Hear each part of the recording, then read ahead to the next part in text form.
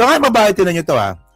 Meron pa sinasabi dito si Alan Peter Cayetano eh. Sabi niya pa dito, so Cayetano insists said it was under attack on Wednesday. So tinan yung kagaguhan nito mga kababayan, no? Paano magiging under attack yung Senado kung inatakan ninyo sarili ninyo? So sabi niya dito, no? Sabi niya dito. So Senate President Alan Peter Cayetano, parang hirap banggitin ng ano, no? Senate President, no? Parang hindi ko mabanggit, pero it is what it is, di ba?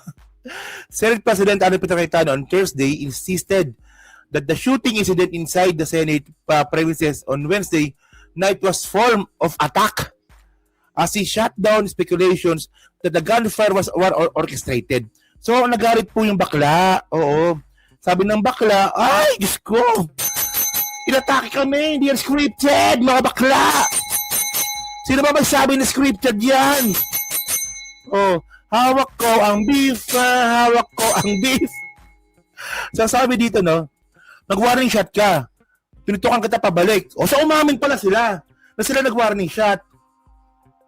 Gago pala, no, nag-warning shot ka, pinutukan kita pabalik. Is that an attack? Sorry, but I don't think there is any question. The Senate was under attack. Puta.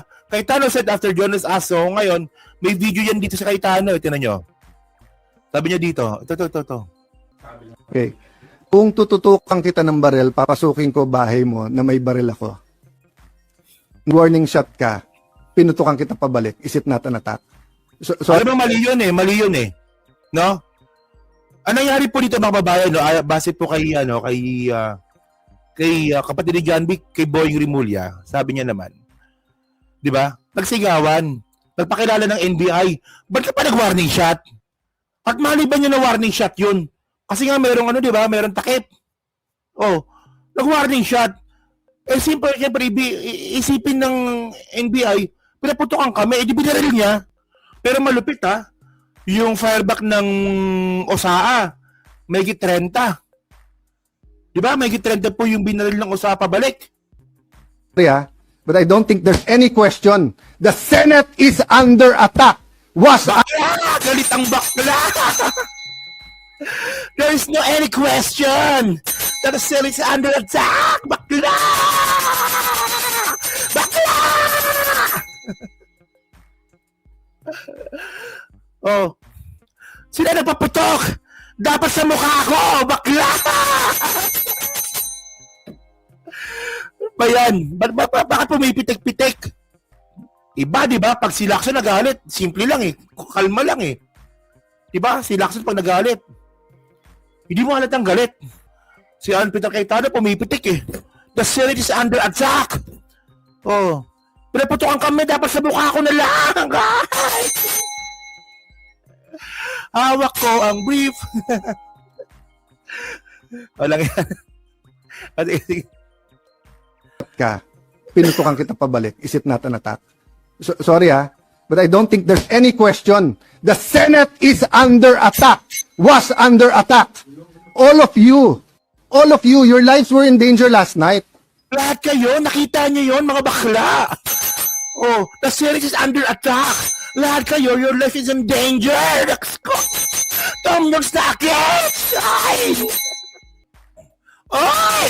Sa Valeri SpongeBob, mga hekla ng Meti. Ano pa fi? Ano pa fa?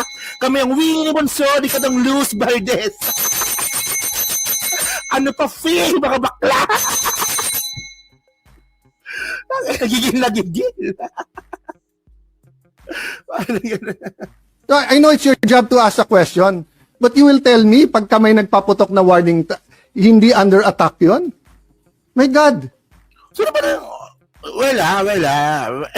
Nagpapasahan sila, no? Sabi ng Senate, nagpaputok daw NBI. Sabi naman ng NBI, nagpaputok naman daw po OSAA. Hindi magsisinungaling ang CCTV. Pero by the way, no? May pag-amin na po eh. Umamin na po yung OSAA, di ba? Yung OSAA umamin na eh. Na sila po yung unang nag-warning shot eh. Kung sinungaling to si no? Basta talaga, basta. Alan Peter Cayetano talaga.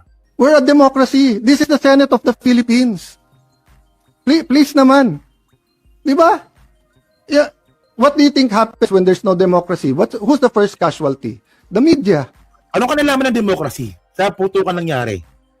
Ayan tayo na magaling si ano, no? Ano ba tawag dito? Vibrating ba tawag doon? Ewan ko lang. Pero by the way, magaling si Cayetano sa ganyan no? Na biglang ipapasa bigla, yung narrative sa mga nagtatanong. Ano kanalaman ng mga ng democracy sa nangyaring putukan? Alam niyo ang democracy po mga kababayan, ang parte po dito due process. No? Kung meron man lumalabag ng democracy dito, si Alan Peter Cayetano 'yon. 'Di ba?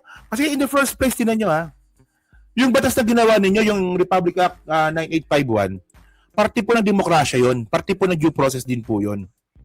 O yan, 'di ba? So ngayon nung ginamit po yung batas po na yan kay Bato, democracy po 'yun. No, hindi naman inuli si Bato dahil trip lang ni PBBM. Parte yan ng demokrasya at isa ka sa mga pumirma doon. Meron tayo niyan. Oo. Pati rin po yung video ng media noong News 5. 'Di ba ano sabi ng News 5? Unang nagpapotok ang mga Marines. Andun yung News 5 Yung News 5 nandun. Sabi nila unang nagpapotok ang mga Marines. Ang usaa po ngayon mga kababayan, mga Marines. Wala nang media kapag wala. Di ba? Pag sinabing kami muna nagpaputok, umatras sila, or security guard ng GSIS yun, di sabihin nyo, baka ito ay gawa-gawa lang, baka ito ay drama. Pero nagko-focus kami dito, hinihintay namin articles of impeachment. Nakita nyo naman lahat ng pangyayari. Na naman tayo Nagagagawa na naman tayo Tingnan nyo mga babayan, napakasinungaling talaga nito. Napakasinungaling talaga nito. Kaya daw nandun yung mga senador, dahil hinihintay daw po nila yung article of impeachment. Talaga? Pwede naman, alam niyo mga babayan, mayroong Secretary General din po yung di ba, yung Senate. Pag dumating po yung article of impeachment mga babayan, tatanggapin lang po yan. Hindi kailangan na nandun kayo. Palusot nyo lang po yung article of impeachment na hinihintay ninyo para lang makaroon ng drama para patakasin si Bato. Actually mga babayan, kung isipin natin, lahat po ng mga majority na nag-stay doon sa Senado, kasabwat. Naniniwala kayo na ganon? Na nag-stay itong mga senador na to para hintayin yung article of impeachment? Puta na yan, walang bukas. Anong magagawa ninyo pag tinanggapin nyo? Mag-uwian din naman kayo Bugok no? Hinintayin namin yung article of impeachment. Sige, pagka natanggap ninyo, anong gagawin ninyo? Uwi din kayo. So anong kwenta nun? Palusot nyo lang yon para patakasin si Bato. Pakabuyong. Disappointed, no? Galing ko naman mag-orchestrate ng lahat na yan. Kaya kong papuntahin dito mga armadong grupo. You know my history. I've been in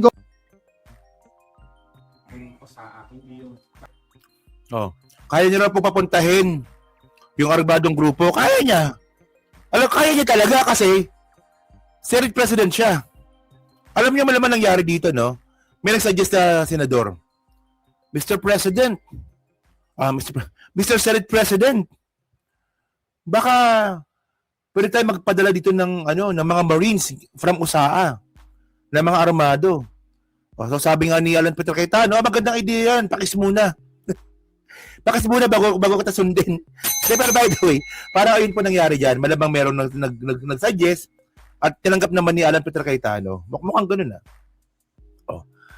So, ako ba? Hawak mo ang brief. Sa bawat kamay, sinisinghot ni Cayetano. Hawak niya ang brief. So, ito mga babae, no? So, tinan natin to, no?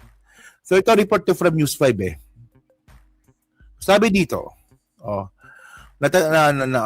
sabi to, ito yung ito yung video pala, ito sabi kong video, ito yung video po ng News 5, na sinabi nga po ng reporter na ang unang nagpaputok mga Marines. Ito. Ako, tayo dito. Madidemonetize tayo dito. Sige, ito. Oh my God! May nagpaputok! Oh my God! Mayan, mag-ingat kayo. Meron po ng putukan sa loob ng Senado. Nagpaputok yung mga Marines! Mga kapatid, habang Diba? Ang mga Marines. Ang unang nagpaputok talaga mga Marines. Yung mga Marines! Mga kapatid, habang naghihintay kami, ay nagkaroon ng putukan kung saan nakita namin una ng pagputok ay ang yung uniformadong Marines. Huwag kayo Ayun ha, malinaw ha. Bakla! Kawatano! Mr. Caldero. Ayan ha. Yung media na nandun, kitang-kita mga babae na, ang una nagpaputok mga Marines. Bakit mo papaputukan yung mga NBI na nagpakilala ng NBI sila? Di ba? O for example, Marines.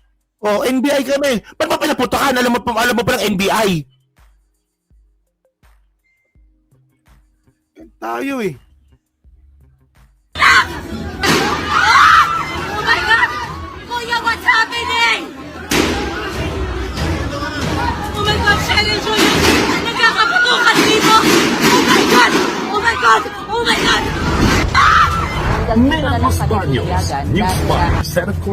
Bakit ang kita, di ba? Sinungaling talaga, sinungaling, Okay.